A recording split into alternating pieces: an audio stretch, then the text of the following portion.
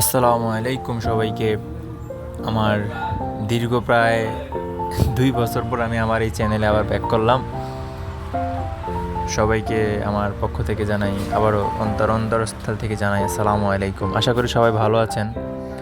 তো আমি আজকে ইউরোপের একটা বিষয় নিয়ে আলোচনা করব। আপনারা অনেকেই পাইল জমা দেন, অনেকেই অনেক জায়গায় দিচ্ছেন এজেন্টের কাছে।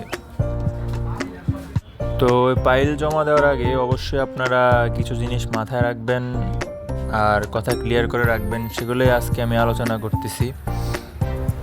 মূলত এই কথাটা আমার না, কারণ আমি একজন অনভিজ্ঞ ব্যক্তি, আমার কথা না। এটা হচ্ছে আপনারা অনেকে চিনবেন, ইউরোপ নিয়ে কাজ করে এমডি শফিকুল ইসলাম ভাই। উনি উনি একটা কথা বলেছেন, পাইল জমা দেওয়ার সময় কিছু কথা ক্লিয়ার করে রাখবেন।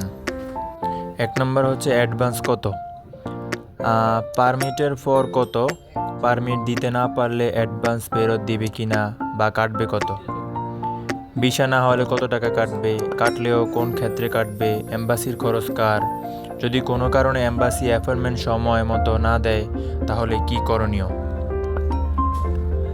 এই ব্যাপারটা আপনারা অবশ্যই বুঝছেন। অ্যাডভান্সের টাকা কাটবে কিনা পরে এগুলো ক্লিয়ার করে পাইল জমা দিবেন। এক এজেন্সি বা এজেন্টের রুলস বা রেগুলেশন ভিন্ন রকম থাকতে পারে, সেটা জেনে শুনে আপনার সম্মতি হলে জমা দিবেন, অন্যথায় দিবেন না।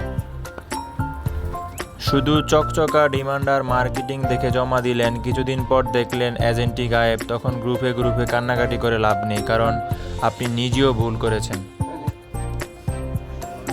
সর্বোপরি এজেন্ট বা এজেন্সির বিগত দিনের সফলতার ইতিহাস বিবেচনা করে নমনীয় হওয়া উচিত, কারণ অভিজ্ঞ এজেন্সি আপনার কাজ উঠাতে পারলেই।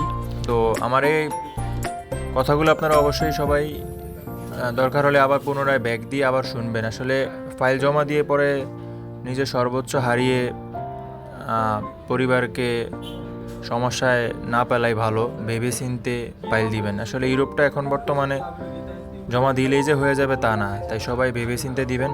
ধন্যবাদ। আসসালামু আলাইকুম।